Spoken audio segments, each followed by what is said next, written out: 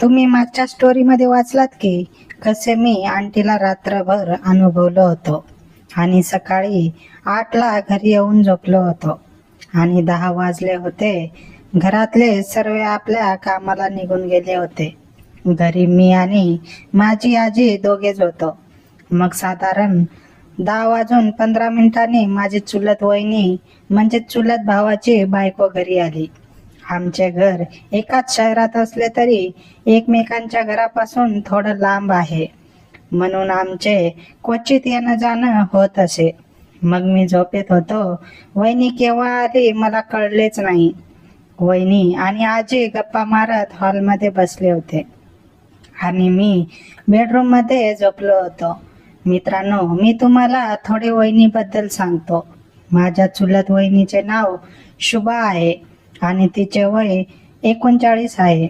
शुभा अर्चना आंटीपेक्षा 2 वर्ष मोठी होती. तरी माझ्या चुलत भावाची बायको असल्याने मी तिला वहिनीच म्हणत होतो.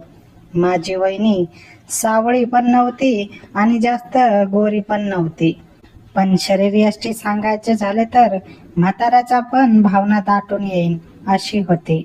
34, 30, 42 तिला पाहून सेम बॉलिवूड अभिनेत्री हुमा केरेश्री वाटत होती. मग झाले असे की मी झोपून 11ला उठलो आणि थकलो होतो म्हणून आंघोळीला जाण्यासाठी बाहेर आलो. तर हॉलमध्ये वहिनी होती आणि मग मी तिची विचारपूस केली. ती मोठी असल्याने मला टोंट मारत होती. काय भाऊजी, ही वेळ आहे का उठायची? मित्रांनो, मी वहिनीपेक्षा 13 वर्ष लहान असलो तरी वहिनी मला रिस्पेक्टनेच बोलत असे. आणि ह्या आधी वहिनीला एकदा मी पापीसाठी विचारलं होतं, तेव्हा ती मला हो पण नाही म्हणाली आणि नाही पण नाही म्हणाली. फक्त थोडे रागाने पाहून तुमच्या भैयाला विचारून सांगते असे बोलली. तेव्हा मी 20 वर्षाचा असल्याने मी घाबरून तो विषय सोडून दिलं होतं आणि वहिनी सुद्धा ते विषय विसरून माझ्याशी नीटच बोलत असे. मग मी काही न बोलता आंघोळीला गेलो आणि अंघोळ करून बाहेर आलो. तर आजी भाजीसाठी मार्केटला गेली होती. मग मी तयार होऊन बसलो तर वहिनीने मला चहा विचारला. मी हो म्हणून सांगून हॉलमध्ये बसलो होतो. मग मला तहान लागली म्हणून मी किचनमध्ये गेलो. आत गेले गेले मला समोर वहिनी पाठमोरी उभी दिसली. मी थकलेला असून जेव्हा मागून वहिनीचे 42 पाहून मी माझा पूर्ण थकान विसरलो. मित्रांनो, त्यावेळी वहिनी ब्लॅक कलरची साडी आणि गोल्डन कलरचा ब्लाऊज घातली होती. सहसा वहिनी तिच्या घरी गाऊनमध्ये असते किंवा ड्रेसमध्ये असते, पण आज कुठेतरी गेली होती म्हणून साडी घालून आली होती. मागून तिची 42 दिसत होती आणि ब्लाऊज थोडा लहान असल्याने टाईट झाला होता, म्हणून वर आलेले व्यक्तिमत्व बघून कंट्रोल नाही झाले. मी रात्रीच आंटीला अनुभवलो तरी वहिनीला तसे पाहून माझी भावना खूपच दाटून आली. मग मी जवळ गेलो. माझ्या मनात भीती होती. याआधी वहिनी मला काही नाही बोलली, पण आता कोणाला सांगितले तर कसे होईल म्हणून मी घाबरत गेलो. वहिनीच्या मागून हळू तिच्या मागून हात ठेवून फिरवत होतो. लगेच वहिनी रागाने मागे वळून पाहू लागली, पण काही बोलले नाही आणि नाही हात बाजूला केला. मग मी जरा जोराने दाब दिल्यावर लगेच ती ओरडली, असं काय करताय भाऊजी? लाज वाटत नाही का आपल्या चुलत वहिनीच्या नको तिथे हात फिरवायला? मला कळले की वहिनी तापली आहे. मग मी पण लगे बोललो, तुमच्यासारखी इतकी मस्त बाई अशी फिगर दाखवत असेल तर तो नामर्दच असेल जो काही नाही करणार. वहिनी म्हणाली, काय बोलताय, कळतंय का?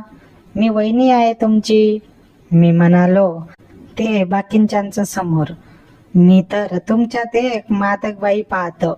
वहिनीने माझ्याकडे रागानं पाहिले, पण तिच्या डोळ्यात एक वेगळीच चमक होती. ती म्हणाली, भाऊजी, हे सगळं चुकीचे आहे. कोणी बघितलं तर काय होईल याचा विचार केलाय का? मी तिच्या आणखी जवळ गेलो आणि म्हणालो, वहिनी, आता घरात कोणी नाहीये. आजीला यायला वेळ लागेल आणि भीती वाटते तर मग तुम्ही मला इतक्यात जवळ का येऊ दिलं? माझे हे शब्द ऐकून ती थोडी गप्प झाली आणि तिने आपली नजर खाली झुकवली. तिच्या त्या सावळ्या रंगावर आता गुलाबी छटा उमटली होती, जी तिच्या सौंदर्याला आणखीच खुलवत होती. किचन मधला तो चहाचा सुगंध आणि वहिनीच्या शरीराचा मादक सुवास यामुळे माझे भान हरपले होते. मी हळूच तिचा हात आपल्या हातात घेतला. तिचा हात थोडा थरथरत होता, पण तिने तो मागे खेचला नाही. मी म्हणालो, वहिनी, त्या दिवशी तुम्ही भैयाला विचारून सांगते म्हणाला होता, मग विचारलं का? त्यावर ती हलकेच हसली आणि म्हणाली, तुम्ही पण ना अगदी लहान मुलासारखे हट्टी आहात. त्या गोष्टीला आता किती दिवस झाले तरी अजून लक्षात आहे तुमच्या. तिचं असं बोलणं ऐकून माझा आत्मविश्वास वाढला. मी तिला भिंतीला लावून उभा केलं आणि तिच्या डोळ्यात डोळे घालून पाहू लागलो. हो मा, कुरेशी सारखी दिसणारी माझी ही वहिनी आज खरोखरच एखाद्या अप्सरेसारखी भासत होती. तिने घातलेल्या त्या काळ्या साडीत तिचं भरलेलं शरीर अधिकच उठून दिसत होतं. वहिनीने हळूच माझ्या खांद्यावर हात ठेवला आणि म्हणाली, भाऊजी, आज तुम्ही खरंच खूप बदलले आहात. पूर्वीचे ते घाबरट भाऊजी कुठे गेले? मी हसलो आणि तिच्या कानाजवळ जाऊन हळूच पुटपुटलो, ते भाऊजी आता मोठे झाले वहिनी, आणि त्यांना आता फक्त तुमची साथ हवी आहे. किचनच्या खिडकीतून येणारा उजेड तिच्या चेहऱ्यावर पडत होता, ज्यामुळे तिचे सौंदर्य अधिकच खुलले होते. तिने एक दीर्घ श्वास घेतला आणि डोळे मिटून घेतले, जणू काही ती सुद्धा या क्षणाची वाट पाहत होती. आमचे नाते आता दीर-वहिनीच्या पलीकडे जाऊन एका वेगळ्या वळणावर आले होते. घराबाहेरच्या जगाचा विसार पडला होता आणि त्या शांत किचनमध्ये फक्त आमच्या श्वासांचा आवाज घुमत होता. वहिनीने डोळे मिटून घेतल्यावर मला समजले की आता तिचा विरोध मावळला आहे. मी तिचा हात घट्ट धरला आणि तिला स्वतःकडे वळले. ती लाजत म्हणाली, भाऊजी, चहा उकळतोय, आजी कधी येईल, सोडा मला. पण तिच्या बोलण्यात आता राग नव्हता, तर एक प्रकारची ओढ होती. मी म्हणालो, चहा उकळू दे वहिनी, आज मला तुमच्या या रूपाचा चहा पियायचा आहे. माझे हे वाक्य ऐकून तिने हळूच माझ्या छातीवर हात ठेवला आणि मला मागे ढकलण्याचा प्रयत्न केला, पण त्यात ताकद नव्हती. किचनच्या त्या कोपऱ्यात आम्ही दोघेच होतो. वहिनीच्या साडीचा पदर थोडा सरकला होता, ज्यामुळे तिच्या कमरेवरची ती सुबक ठेवणं स्पष्ट दिसत होती. मी हळूच तिच्या कमरेवर हात ठेवला, तशी ती शहारली. तिची त्वचा अगदी मऊ होती. ती हळू आवाजात म्हणाली, तुम्ही खूप धीट झाला आहात. त्या दिवशी पापी मागताना तर तोंडातून शब्द फुटत नव्हता. मी हसून म्हणालो, तेव्हा मी लहान होतो वहिनी, आता मी मोठा झालोय आणि मला कळतंय की तुम्हाला काय हवंय.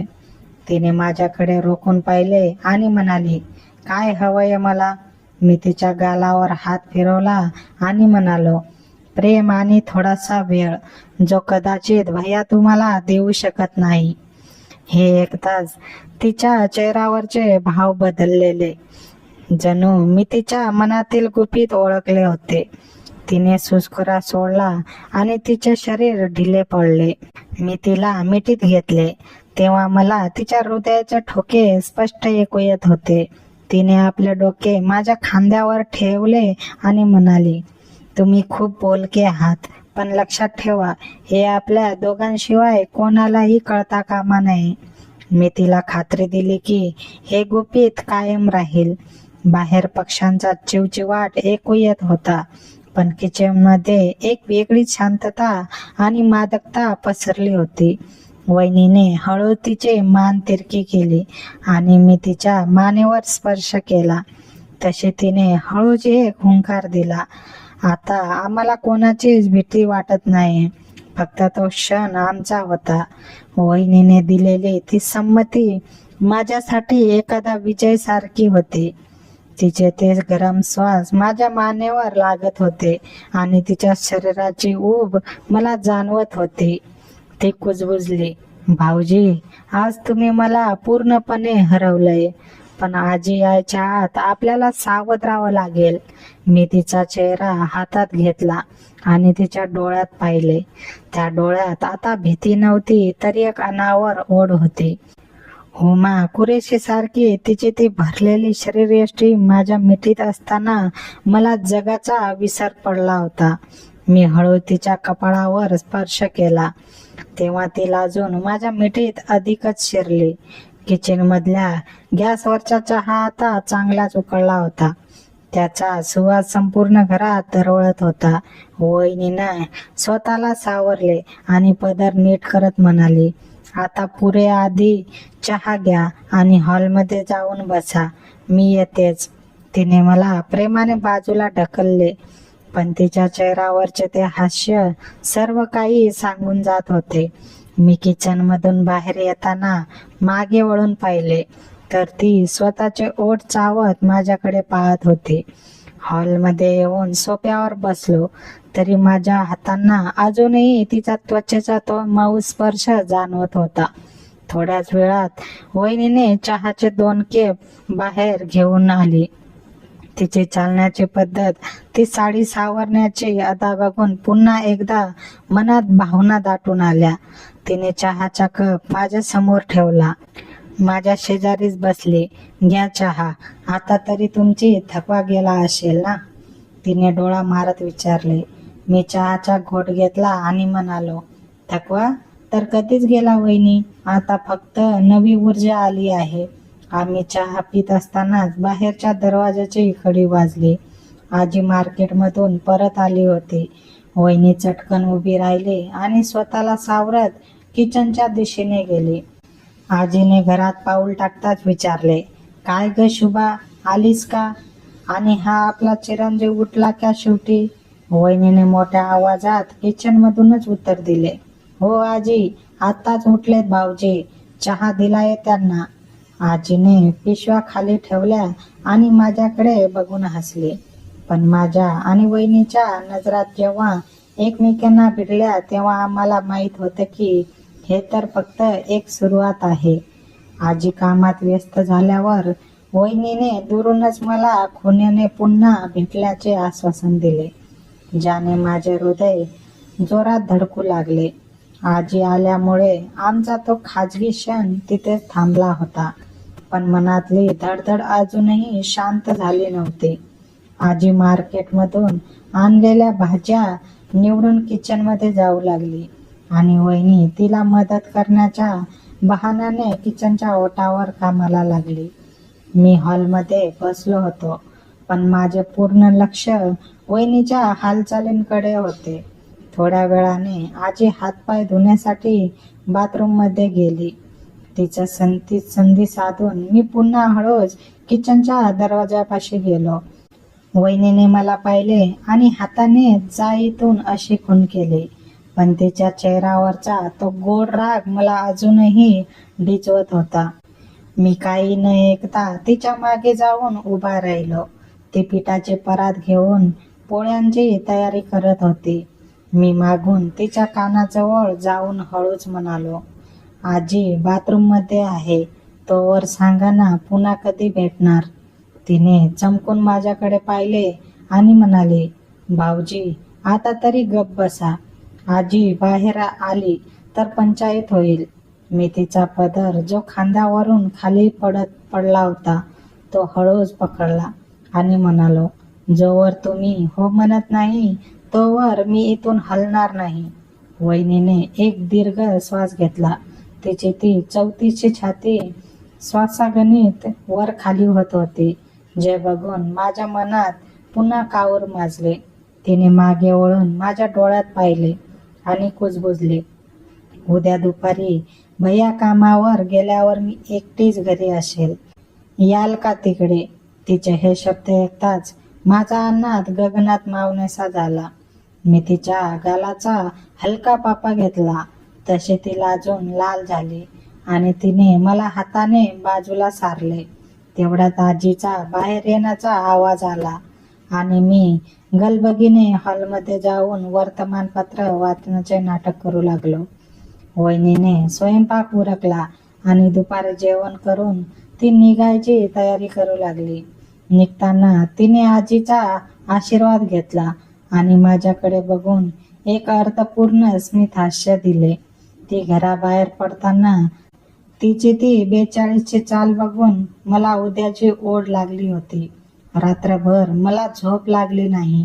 डोळ्यासमोर फक्त ती काळी साडी आणि वहिनीची ती मादक मूर्ती येत होती. सकाळी उठल्यापासून मी फक्त घड्याळाकडे बघत होतो. शेवटी 11 वाजले आणि मी तयार होऊन वहिनीच्या घराकडे निघालो.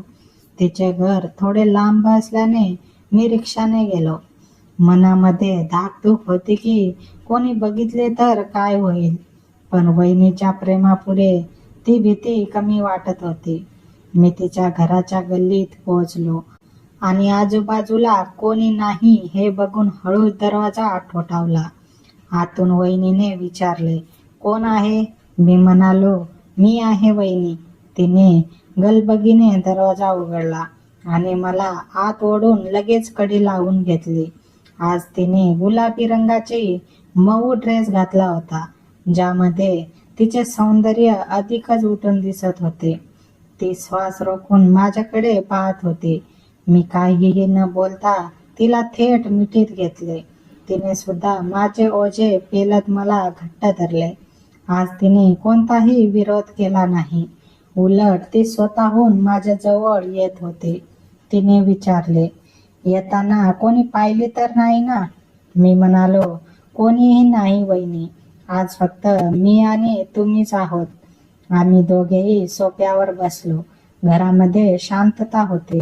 वहिनीने माझे डोके आपल्या मांडीवर घेतले आणि माझ्या केसातून हात फिरवू लागली.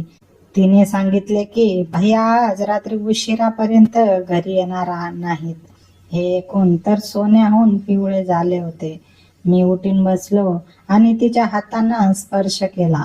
तिचा तो मऊ स्पर्श आणि घरातील तो सुगंध मला धुंद करत होता. वहिनीच्या डोळ्यात आज एक वेगळीच चमक होती. जणू तिला सुद्धा इतके दिवस याच प्रेमाची ओढ होती. वहिनी उठली आणि दरवाजा बाहेरून बंद केला आणि माझ्या बाजूला येऊन बसल्या. मला आता काय करू काय नको असं झालं. तिने मला मिठी मारली आणि पापी द्यायला लागली. अर्धा पाऊण तास आम्ही हेच करत होतो. वहिनी उठल्या आणि बोलल्या, तुझ्यासाठी एक सरप्राईज आहे. मी म्हणालो, आता काय? मग ती पूर्ण मोकळी झाली. मी त्याचे भरतीर व्यक्तिमत्व पाहून भारावून गेलो. मी म्हणालो, वहिनी काय दिसताय तुम्ही? माझी भावना आता खूप दाटून आली होती. वहिनी म्हणाल्या, आता वेळ नको घालवू. एवढं बोलून त्याने मला उठवलं आणि हात पकडून किचनमध्ये घेऊन गेल्या. किचनमध्ये आधीच सतरंगी तयार होती. मी तिला सतरंजीवर पारलं आणि त्यांचं व्यक्तिमत्व बघू लागलो. वहिनी बोलल्या, अरे दे ना आता सुंदर वेळेचा अनुभव, का तरसावतोस? मग मी माझी भावना त्यांच्या जीवनात टाकली आणि सुंदर वेळेचा अनुभव देऊ लागलो.